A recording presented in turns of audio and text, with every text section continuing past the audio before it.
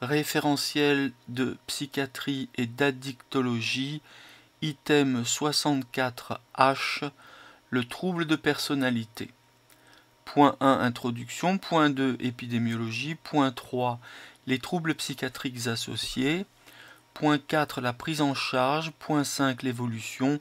Point 6, les aspects spécifiques de chaque trouble de personnalité. Les objectifs pédagogiques: diagnostiquer un trouble de personnalité, argumenter l'attitude thérapeutique et planifier le suivi aux différents âges et à tous les stades de ces différents troubles. Les points clés. La personnalité d'un individu est stable. La prévalence des troubles de personnalité est de 10%. Les troubles de personnalité sont souvent associés à d'autres troubles psychiatriques dont la prise en charge est primordiale. La mortalité par suicide est élevée chez les patients qui souffrent de troubles de personnalité, en particulier dans les troubles du cluster B.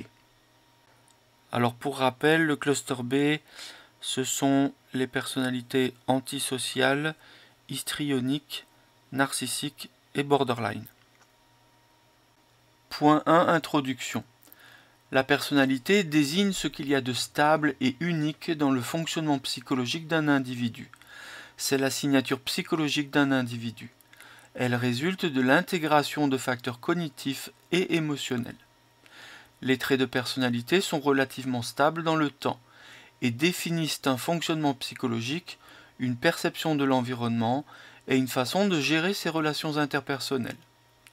La personnalité associe le tempérament et le caractère. Le tempérament fait référence aux aspects biologiques innés et stables de la personnalité. Le caractère, qui désigne les dimensions de la personnalité déterminées par les expériences de la vie et l'apprentissage social, est susceptible de varier au cours du temps. La personnalité normale est souple et adaptable. Elle utilise des modalités de fonctionnement variées. Elle évolue au gré des expériences de vie.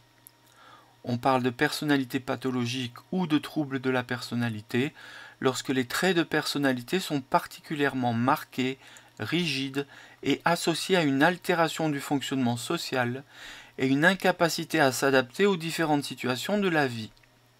Le trouble de personnalité constitue un facteur de vulnérabilité à d'autres troubles psychiatriques. Donc le trouble de personnalité constitue un facteur de vulnérabilité à d'autres troubles psychiatriques, comme les troubles dépressifs, les troubles anxieux, les troubles addictifs, qui sont pour l'essentiel les 3 troubles comorbides à la personnalité pathologique. Donc troubles dépressifs, anxieux et addictifs. Contrairement aux autres troubles psychiatriques qui font rupture avec un fonctionnement antérieur, l'expression du trouble de la personnalité est intégrée dans la façon d'être du sujet, et donc difficilement identifiable par celui-ci. Il s'exprime à travers des modalités relationnelles à l'autre, des styles cognitifs et ou une impulsivité. Les classifications psychiatriques internationales privilégient une approche catégorielle, c'est-à-dire basée sur la description d'entités cliniques pertinentes à partir de l'observation de patients. Dans l'encadré suivant figurent les critères généraux de diagnostic d'un trouble de personnalité dans le manuel statistique et diagnostique, donc dans le manuel statistique et diagnostic de l'Association américaine de psychiatrie DSM. Donc dans l'encadré suivant figurent les critères généraux de diagnostic d'un trouble de personnalité et ces éléments proviennent du DSM. Ces derniers sont similaires à ceux utilisés pour la classification internationale des maladies, CIM, la CIM, de l'Organisation mondiale de la santé, OMS. Classification internationale. Critères diagnostiques d'un trouble de personnalité selon le DSM-5. Modalité durable de l'expérience vécue et des conduites qui dévient notablement de ce qui est attendu dans la culture de l'individu.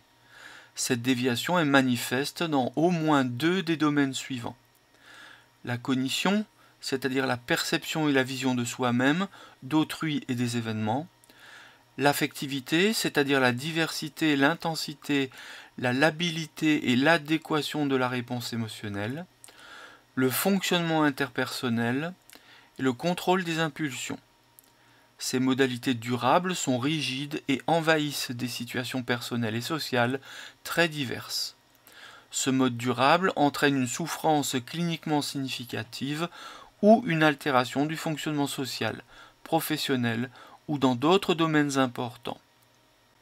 Ce mode est stable et prolongé et ses premières manifestations sont décelables au plus tard, à l'adolescence ou au début de l'âge adulte. Ce tableau n'est pas mieux expliqué par les manifestations ou les conséquences d'un autre trouble mental.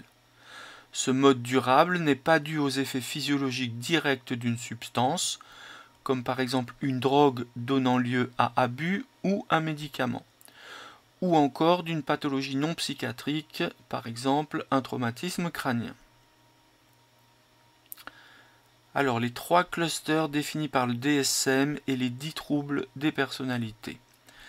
Donc, sur la base d'analyses statistiques, les différentes personnalités pathologiques ont été regroupées en 3 familles ou clusters. Cluster A, caractéristiques principales, psychotiques.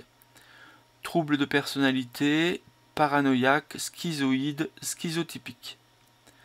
Cluster B, caractéristiques principales, émotionnelles. Troubles de personnalité, antisocial, borderline, histrionique, narcissique. Cluster C, caractéristiques principales, anxieuse. Troubles de personnalité évitante, dépendante, personnalité obsessionnelle compulsive. Point 2. Épidémiologie des troubles de personnalité. Les troubles de la personnalité concernent environ 10% de la population générale. Chacun des troubles de personnalité concerne 1 à 3% de la population générale. Le trouble de personnalité borderline est le plus fréquent avec 6% de la population générale. Les troubles de personnalité ne sont pas exclusifs les uns des autres. Environ 50% des patients concernés combinent au moins 2 troubles de la personnalité. En pratique, âge et diagnostic de troubles de personnalité. Le diagnostic de troubles de personnalité se fait généralement après 18 ans. Toutefois, quand les traits sont présents pendant plus d'1 an, on peut en faire le diagnostic avant 18 ans. Donc le diagnostic de troubles de personnalité se fait généralement après 18 ans. Toutefois, quand les traits sont présents pendant plus d'1 an, on peut en faire le diagnostic avant 18 ans. Point 3. Les troubles psychiatriques associés. Chaque trouble de personnalité est associé à un risque plus élevé de troubles psychiatriques, au premier rang desquels les troubles addictifs, les troubles anxieux et les troubles de l'humeur. Les traits de personnalité peuvent alors être soit accentués, soit abrasés par une pathologie psychiatrique associée. De plus, les autres troubles psychiatriques ont un pronostic plus péjoratif lorsqu'ils sont associés à un trouble de la personnalité. Le risque suicidaire est majeur chez les patients présentant des troubles de la personnalité, en particulier lorsqu'il existe d'autres troubles psychiatriques associés. Point 4. Prise en charge. La prise en charge des troubles de personnalité peut être complexe. Le traitement reposera à la fois sur celui des pathologies associées, traitement biologique et psychothérapique, et sur celui de la personnalité pathologique. Pour ce dernier, la psychothérapie est centrale. Le type de psychothérapie dépendra du trouble de personnalité ainsi que des caractéristiques individuelles du patient. La faisabilité dépendra de l'accessibilité de la psychothérapie et de la motivation du sujet. Point 5. L'évolution. Les troubles de la personnalité ont un impact marqué sur la qualité de vie des patients et leur insertion socio-professionnelle. Leur évolution dépend largement des pathologies psychiatriques associées. Elle peut être stable au cours du temps, peut s'aggraver ou au contraire s'améliorer avec l'âge. Point 6. Les aspects spécifiques de chaque trouble de personnalité. 6.1. Le trouble de personnalité paranoïaque. Le trouble de personnalité paranoïaque est caractérisé par une méfiance généralisée à l'égard d'autrui, une hypertrophie du moi, une altération du jugement et une rigidité. Le sujet exprime très peu d'émotions.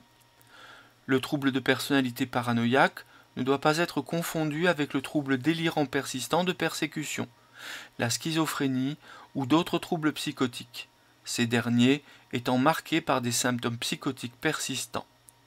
Le plus souvent, l'évolution clinique est fluctuante. Avec l'âge, l'accentuation des traits paranoïaques est la règle, même si certains évoluent favorablement. L'apparition d'un trouble délirant persistant peut classiquement compliquer l'évolution, avec une inflation des interprétations et la construction d'idées délirantes qui s'accentuent au fil du temps. 6.2 Le trouble de personnalité schizoïde. Le trouble de personnalité schizoïde se caractérise par une tendance à l'isolement, une absence d'intérêt pour autrui et les relations sociales, ainsi qu'une réactivité émotionnelle peu marquée, donnant un aspect de froideur. Les individus présentant une personnalité schizoïde tirent peu de plaisir à la participation aux activités sociales. Les formes légères de troubles du spectre autistique, syndrome d'Asperger, peuvent également prêter à confusion, de par les symptômes de retrait social et émotionnel. Cependant, dans ces troubles, les perturbations des interactions sociales sont encore plus sévères, marquées par des déficits spécifiques du décodage émotionnel et s'accompagnent de comportements stéréotypés. Il doit également être distingué des symptômes qui accompagnent l'usage chronique d'une substance psychoactive, entre parenthèses, le cannabis. Les autres troubles de personnalité du cluster A présentent des traits en commun avec la personnalité schizoïde. Cette dernière se distingue de la personnalité schizotypique par l'absence de distorsion cognitive, de tendance persécutoire, de bizarrerie et d'excentricité de la personnalité paranoïaque, par l'absence de méfiance ou d'hypertrophie du moi et de troubles du jugement.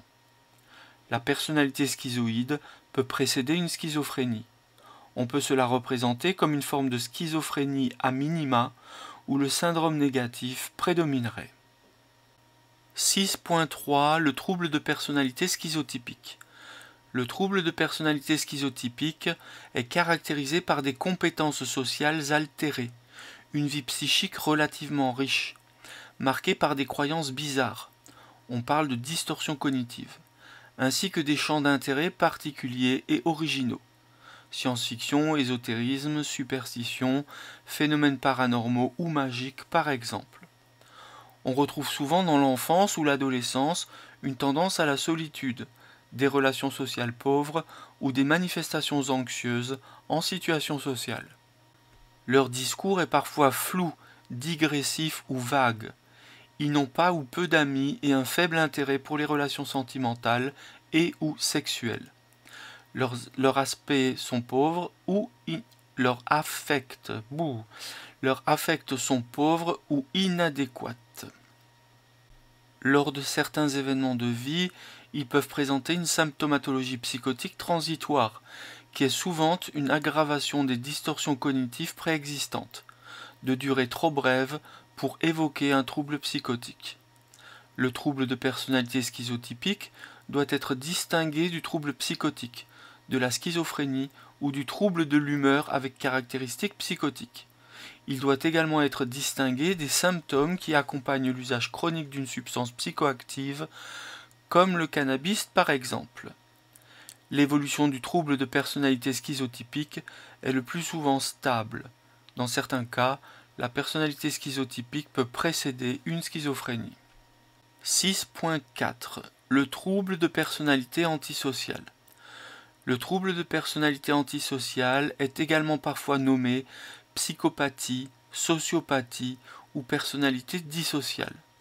Ce trouble de personnalité se caractérise par une impulsivité, une tendance au passage à l'acte, une absence de culpabilité, une incapacité à se conformer aux normes sociales, des transgressions répétées des droits d'autrui, une tendance à la manipulation d'autrui, pour en obtenir des bénéfices souvent immédiats. La biographie de ces patients est marquée par l'instabilité et est souvent émaillée de contacts avec la police et la justice, voire de condamnations. On retrouve dans l'enfance des comportements transgressifs répétés, comme des agressions, des destructions ou des vols, le tout faisant porter un diagnostic de trouble des conduites avant l'âge de 15 ans. Ces comportements se perpétuent à l'âge adulte. Les patients souffrant d'un trouble de personnalité antisociale présentent un risque accru de décès prématuré par mort violente ou par suicide. Les comorbidités addictives et dépressives, fréquentes, sont également responsables d'une diminution de leur espérance de vie. Le trouble de personnalité antisociale présente par définition une évolution chronique, mais on note souvent une diminution de l'impulsivité avec l'âge et la survenue fréquente de troubles dépressifs, parfois sévères, au milieu de la vie. 6.5 Le trouble de personnalité borderline ou état limite. Le TPB est caractérisé par 3 grandes dimensions fondamentales d'instabilité. Une instabilité affective, une instabilité interpersonnelle, une instabilité de l'identité et l'image de soi, des troubles du comportement liés à l'impulsivité. Alors tout d'abord, une instabilité affective avec des oscillations entre euthymie et dépression, angoisse, colères inappropriées, souvent associées à un sentiment chronique de vide. Une instabilité interpersonnelle majeure, marquée par des relations intenses et chaotiques, alternant entre les 2 extrêmes de l'idéalisation et du rejet. Ces patients ont aussi une hypersensibilité à ce qu'ils ressentent comme une peur intense d'être abandonnés et font donc des efforts effrénés pour éviter les abandons. Une instabilité de l'identité et de l'image de soi, entre parenthèses, qui suis-je, quels sont mes repères, mes buts, mes choix. À ces éléments d'instabilité de fond s'ajoutent 2 autres dimensions cliniques bruyantes à expression intermittente, 2 points, des troubles du comportement liés à l'impulsivité, 2 points, automutilation, conduite à risque et tentative de suicide répétée, et la possible survenue en situation de stress de moments transitoires de symptômes dissociatifs sévères, dépersonnalisation et déréalisation, ou de symptômes psychotiques comme des hallucinations. Un antécédent de violence physique, sexuelle ou psychique, de négligence dans l'enfance est un facteur de risque de trouble de personnalité borderline. Le trouble de personnalité borderline est marqué par de fréquentes comorbidités dont les principales sont les abus de substances, les troubles de l'humeur bipolaire et unipolaire, les troubles anxieux et les troubles du comportement alimentaire. Le risque suicidaire est élevé, 8 à 10% des sujets atteints de troubles de personnalité borderline décèdent par suicide. Leur biographie est marquée par une instabilité, mais leur adaptation sociale peut être néanmoins relativement bonne et progresser avec l'avancée dans l'âge adulte. La relation thérapeutique est souvent compliquée par l'insécurité et l'instabilité interpersonnelle. 6.6 Le trouble de personnalité histrionique. Le trouble de personnalité histrionique, anciennement appelé hystérique, est une personnalité qui se caractérise par une labilité émotionnelle, une quête affective excessive, une hyper-expressivité des affects, un théâtralisme et une suggestibilité. D'une façon inconsciente, leur quête affective les conduit à tenter d'attirer l'attention via leur apparence physique et une attitude parfois provocante et séductrice inappropriée. Les troubles associés les plus fréquents sont les troubles de l'humeur, les troubles anxieux, les troubles addictifs et les autres troubles de la personnalité. Les tentatives de suicide sont fréquentes et souvent intégrées dans la dimension de quête affective. Le risque de suicide est également élevé dans ce trouble de la personnalité.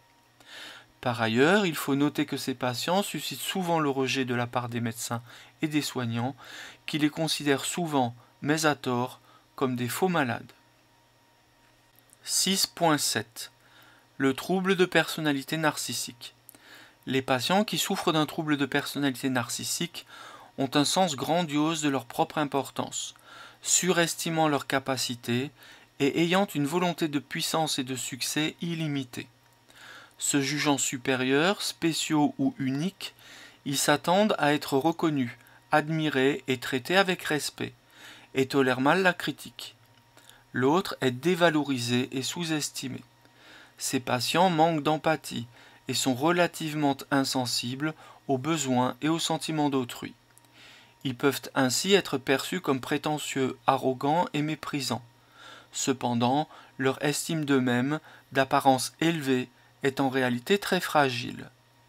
Les troubles associés sont principalement des troubles de l'humeur et des troubles addictifs. Le risque d'isolement social est important.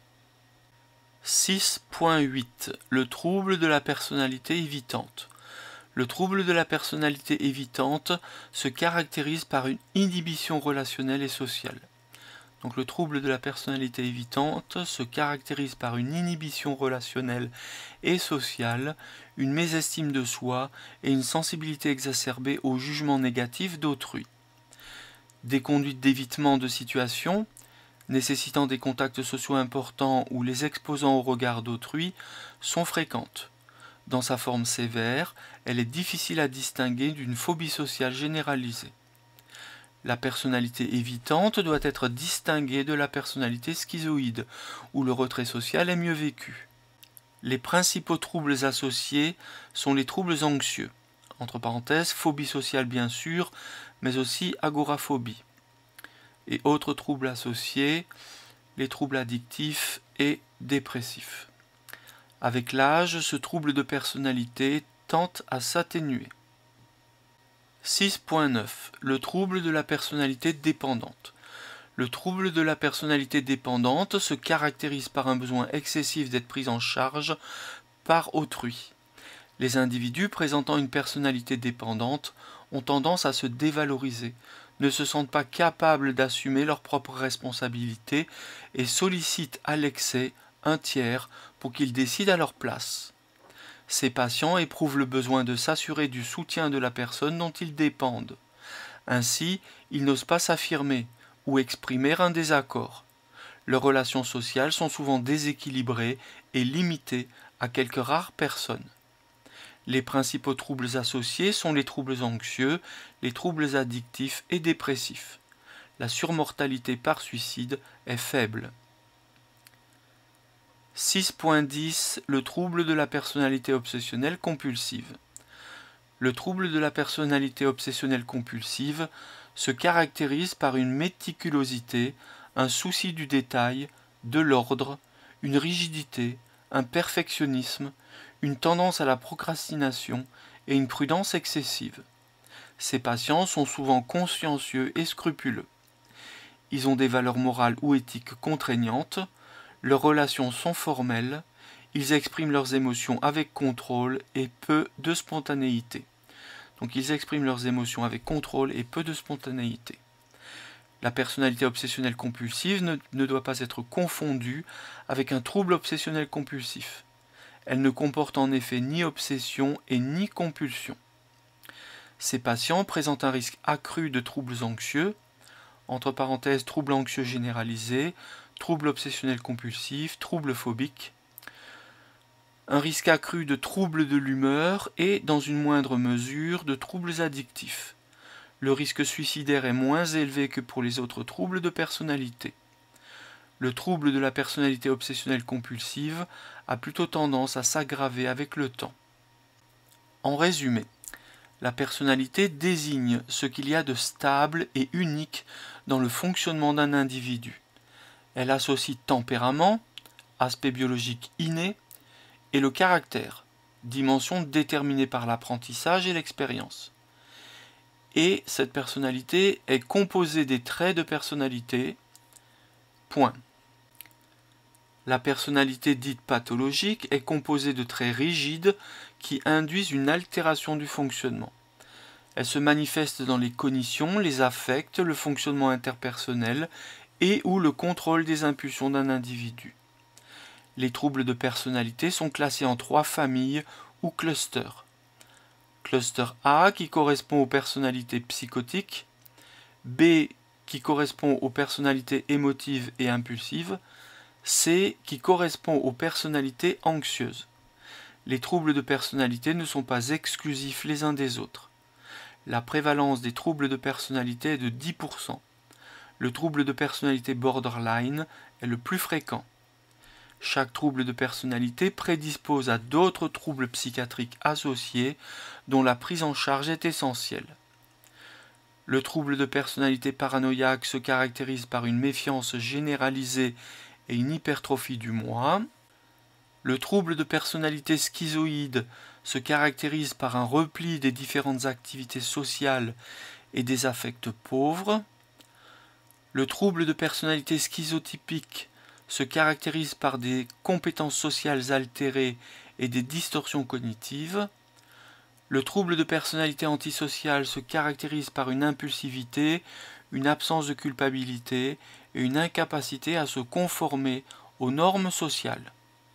Le trouble de personnalité borderline ou état limite se caractérise par une instabilité de l'humeur, des relations interpersonnelles et de l'identité associée à une impulsivité marquée. Donc instabilité de l'humeur, instabilité dans les relations interpersonnelles et instabilité de l'identité qui est associée à une impulsivité marquée. Le trouble de personnalité histrionique se caractérise par une labilité émotionnelle, une quête affective excessive, un théâtralisme, des attitudes de séduction et une suggestibilité. Le trouble de personnalité narcissique se caractérise par un sens grandiose de leur propre importance, une surestimation de leurs capacités, une volonté de puissance et de succès illimité et un mépris d'autrui. Le trouble de la personnalité évitante se caractérise par une inhibition relationnelle et sociale et une sensibilité exacerbée au jugement d'autrui. Le trouble de la personnalité dépendante se caractérise par un besoin excessif d'être pris en charge par autrui et une tendance à la dévalorisation. Le trouble de la personnalité obsessionnelle se caractérise par une méticulosité, une rigidité, un perfectionnisme et une prudence excessive.